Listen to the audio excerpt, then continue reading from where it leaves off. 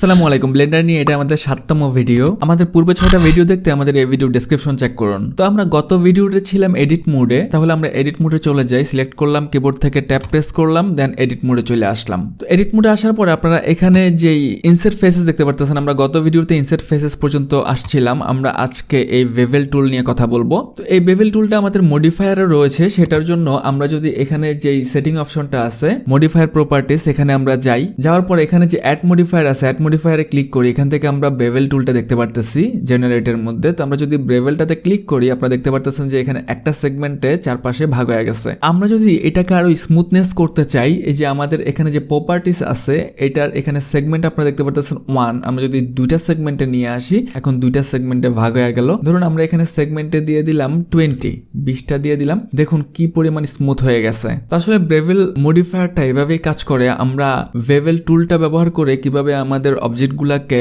Smooth করতে পারি, চলুন সেই ব্যাপারটা দেখে নেই। তো কন্ট্রোল জেড প্রেস করে ব্যাকে আসলাম। তো এখন যদি আমরা এই বেভেল টুলটা ক্লিক করি, ক্লিক করার পরে আমরা এখান থেকে একটা এজ সিলেক্ট করব। এজ সিলেক্ট করার পরে আমরা যদি এটাকে এই হ্যান্ডেলটাকে উপরের দিকে নিয়ে আসি, আপনারা দেখতে পারতেছেন যে একটা সেগমেন্টে ভাগ হয়ে যাচ্ছে। আমরা ছেড়ে দেওয়ার সাথে সাথে এখানে একটা প্রপার্টিস চলে আসছে। আপনাদের জন্য প্রপার্টিসটা এখানে আসবে। তো আপনারা এখানে ক্লিক করে প্রপার্টিসটাকে উপরের দিকে নিয়ে আসতে পারবেন। আমরা দেখতে পারতেছি যে আমাদের বেভেল টুলটা দুইটা এফেক্টে কাজ করবে। একটা হচ্ছে ভার্টেসিস আর একটা হচ্ছে এজ। এরপরে আপনারা দেখতে পারতেছেন উইথ ট্যাপ, এখানে রয়েছে অফসেট রয়েছে, উইথ রয়েছে, ডেপথ রয়েছে, পার্সেন্ট রয়েছে, অ্যাবসলিউট রয়েছে। তো আমি বাইরে একটা ক্লিক করার সাথে সাথে আমাদের এই উইন্ডোটা চলে গেছে। এই উইন্ডোটা আবার নিয়ে আসার জন্য আমাদেরকে এই অবজেক্টটাতে আবার কন্ট্রোল জেড করে ব্যাক করতে হবে। দেন এই পজিশনে আসার পরে আমরা কিবোর্ড থেকে কন্ট্রোল বি দিব, এরপর এন্টার দিলে আমাদের এই প্রপার্টিসটা আবার আসবে। এরপরে আমাদের এখানে উইথ দেওয়া রয়েছে 0 মিটার। আমরা যদি উইথটাকে এখানে বাড়াই, আপনারা দেখতে পারতেছেন যে এখানে উইথটা আমরা নিতেছি 0.94, অথবা আমরা যদি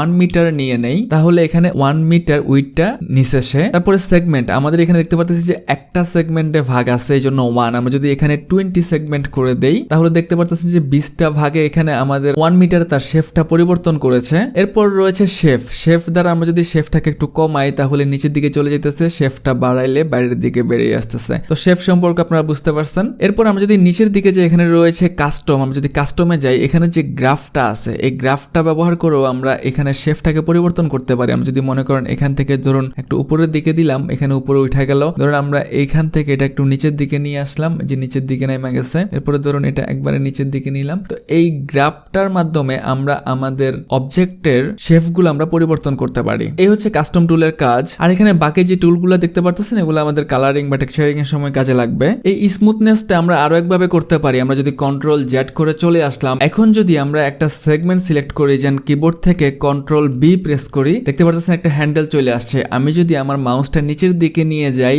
অটোমেটিক কিন্তু একটা শেপ নিয়ে নিচ্ছে। এরপর এখন আমাদের মাউসের যে হুইল বাটনটা আছে সেটা যদি আমি কমাই তাহলে দেখতে পারতেছেন যে আমাদের সেগমেন্ট গুলা কমে যাচ্ছে। মাত্র 4টা সেগমেন্টে চলে আসলো। এখন যদি আমি মাউসের স্ক্রল হুইলটা আবার স্ক্রলিং করি, ঘুরাই, তাহলে কিন্তু আমাদের সেগমেন্ট গুলা বাড়তেছে। এরপর আমি যে কোনো একটা জায়গায় ক্লিক করলে আমাদের প্রপার্টিস উইন্ডোটা চলে আসবে। আমি ক্লিক করলাম, দেন এই যে আমাদের উইন্ডোটা চলে আসলো। এই শর্টকাটটা আপনারা মনে রাখতে পারেন, কন্ট্রোল বি দেন মাউস স্ক্রল করে আমরা আমাদের সেগমেন্ট গুলা কমাইতে বাড়াতে পারি। মাউসটা মুভ করে আমরা আমাদের এই স্মুথনেসের অংশটা নির্ধারণ করতে পারি। এখন এখানে যে উইথ টাইপে এখানে আপনারা দেখতে পাচ্ছেন যে offset, with, depth, percent, absolute, এই স্কেল গুলো আসলে কেন দেওয়া রয়েছে? যখন আমরা ফিক্সড কোনো মডেল তৈরি করব, যেগুলো নির্দিষ্ট মানে সেগুলাকে তৈরি করতে হবে, যেমন 1 মিটার, 2 মিটার, সেই ক্ষেত্রে আমরা এখানে এই স্কেলগুলা ব্যবহার করব।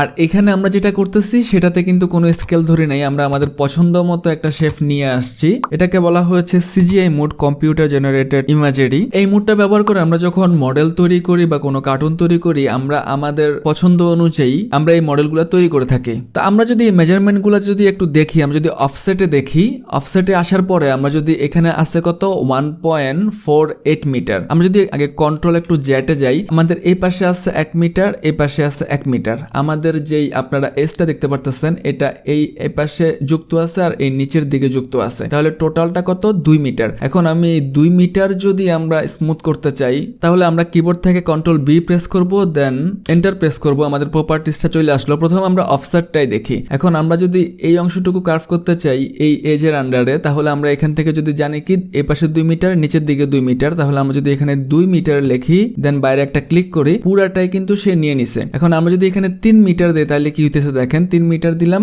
সে কিন্তু আর কোনো কাজই করে নাই। এর কারণ হচ্ছে সে সর্বোচ্চ নিতে পারবে অফসেটে 2 মিটার পর্যন্ত। আমরা এখান থেকে সেগমেন্ট এখানে 13টা আছে, এটা 20 করে দেই, আর একটু সেগমেন্ট বাড়ায় নেই যাতে স্মুথনেসটা বাড়ে। তো অফসেটের কাজটা তো বুঝলাম, এখন যদি আমরা উইডথের কাজটা দেখতে চাই প্রস্থের দিক থেকে, তো প্রস্থটা বোঝার জন্য আমরা একটু ব্যাক করি আগে কন্ট্রোল জেড দিয়ে। প্রস্থ হচ্ছে ধরুন আমাদের এদিকে দৈর্ঘ্য এদিকে প্রস্থ, তাহলে ওই পাশে একটা প্রস্থ আছে।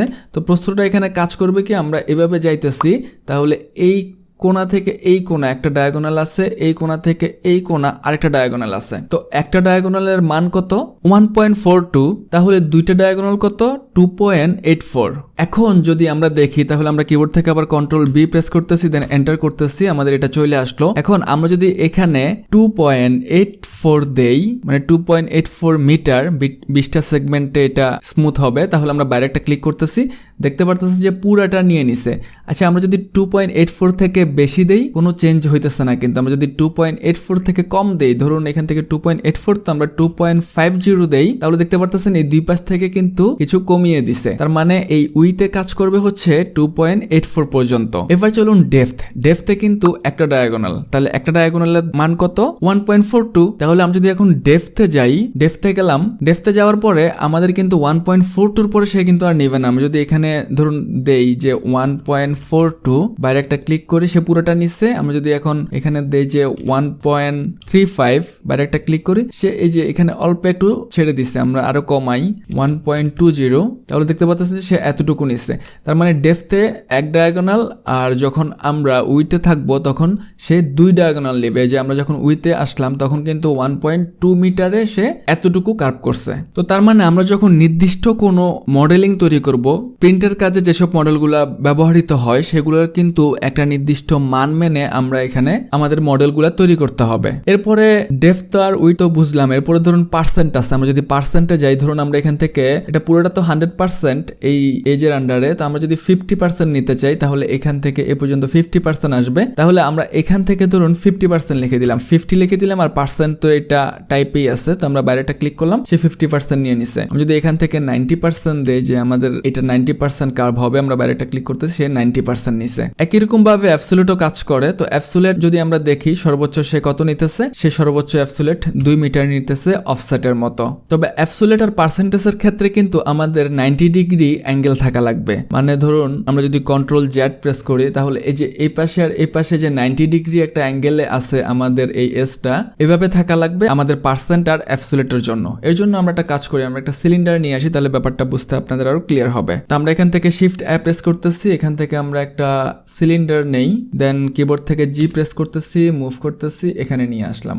এটাকে আমরা ফোকাসে নিয়ে আসার জন্য কিবোর্ড থেকে ডট প্রেস করতেছি, ফোকাসে চলে আসলো। দেন আমরা এখান থেকে একটা এজ সিলেক্ট করি, এজ সিলেক্ট করার পরে আমরা কিবোর্ড থেকে কন্ট্রোল বি এন্টার, এখান থেকে ধরুন আমরা এখন দিব হচ্ছে আপনার ধরুন পার্সেন্ট। তো পার্সেন্ট দিয়ে ধরুন আমরা এখানে ভ্যালুটা দিলাম 50%, তাহলে কিন্তু সে নিচের দিকে গেল, কোনো শেপ চেঞ্জ করা নাই। তা আমরা যদি একইভাবে অ্যাবসোলিউটটা দেখি, ধরুন এখানে আমরা মানটা বাড়াইতেছি, তাও নিচের দিকে গেল, কোনো শেপ চেঞ্জ করা নাই। আমরা যদি এখন অফসেট নেই, আমরা যদি এখন এটাকে বাড়াই, একই রকম ভাবে এখানে কোনো চেঞ্জ করতেছে না, কারণ এটা 90 ডিগ্রি অ্যাঙ্গেলে নাই।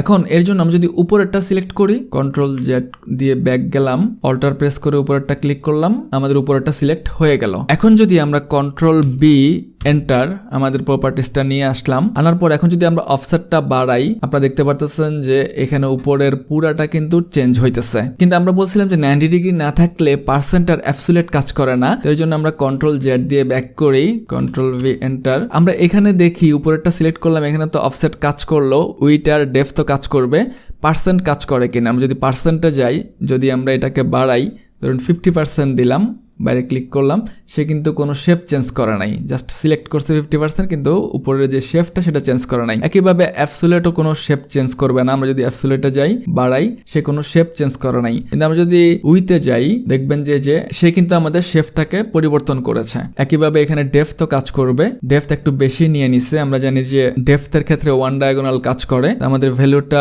1.42 অর্ধেকের থেকে কমাইতে হবে, এই যে এতটুকু নিতে হবে, তার বেশি নিলে আমাদের অবজেক্টটা নষ্ট হয়ে যাবে। তো বেভেল টুল নিয়ে আমরা এজ অপশনটা দেখলাম, ভার্টেক্স অপশনটা একবারই দেখা হয় নাই। আমরা একটু ভার্টেক্স অপশনটা দেখি কিভাবে কাজ করে। এর জন্য আমরা একটা প্লেন নিয়ে নেই, কিবোর্ড থেকে শিফট এখান থেকে একটা প্লেন নিয়ে নিলাম, জি প্রেস করে এটাকে এদিকে নিয়ে বসা দিলাম। এবার এটাকে আমরা রোটেট করি, আমরা কিবোর্ড থেকে আর প্রেস করলাম, দেন আমরা ওয়াই অ্যাক্সিসে চাইতেছি, এই জন্য ওয়াই প্রেস করলাম, দেন আমরা চাইতেছি 90 ডিগ্রি, আমরা কিবোর্ড থেকে 90 এন্টার, 90 ডিগ্রিতে চলে আসলো। আপনাদের কোনো ক্লিক করা লাগবে না, জাস্ট যা বলছি সেভাবে প্রেস করলেই 90 ডিগ্রিতে চলে আসবে।